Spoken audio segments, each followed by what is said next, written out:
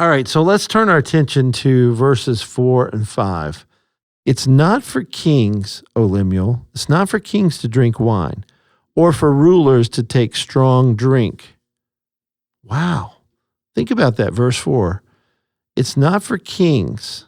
That's the top of the rung, right? That's the most powerful leader in a kingdom is the king.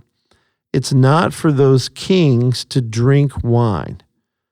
So if you're a leader, you're a king, you're at the top of your kingdom.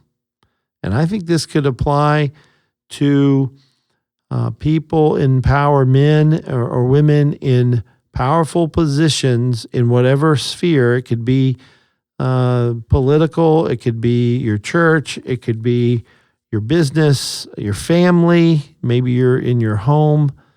I think this is pretty powerful. Now, I know that people aren't going to agree with me on this, and that's fine. We can still be friends. You don't have to agree with me. But I think this is what the Bible's telling us. It's not for kings to drink wine or for rulers to take strong drink. Wow. That's the very top. If it's not good for them, it might not be good for us either. But if you're leading a ministry right now, and especially an addictions ministry, I want you to hear me. This message is for you. I don't care if you're leading a secular ministry or a biblical ministry or a so-called Christian ministry or whatever. If you're leading an addictions ministry, verse 4 is for you. It's not for kings to drink wine or for rulers to take strong drink. Look at verse 5. Lest they drink, he's talking about strong drink and wine, they drink and forget. Wow, you can forget. Forget what has been decreed. In other words, what has been established? What is the law? What is the righteous way to live? They can drink, and in those moments, they forget the law. It's as though the law doesn't apply to them. They forget it. It's no longer a restriction on their behavior. Verse 5 says, lest they drink and forget what has been decreed and pervert. So pervert means to twist. They're twisting the rights of all the afflicted. So what you see is when rulers drink, they forget the law and they twist the rights of the afflicted. In other words, they take advantage of people.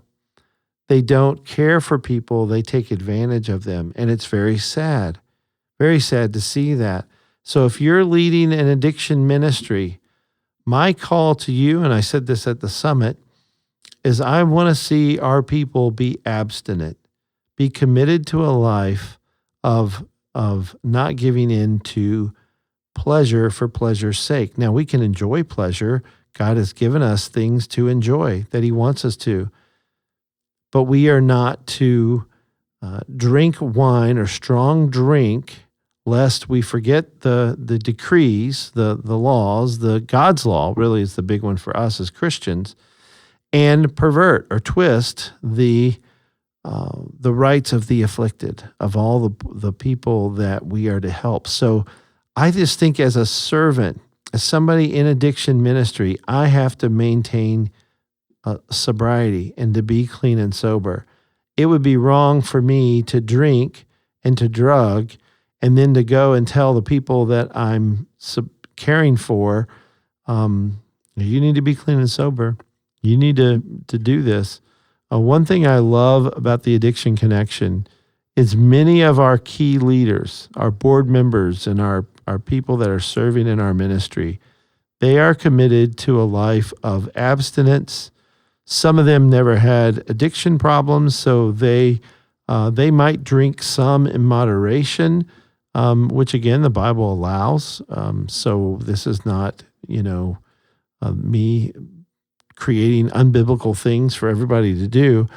But I really think that as we care for people who are enslaved to addiction, we also need to be committed to the message of sobriety.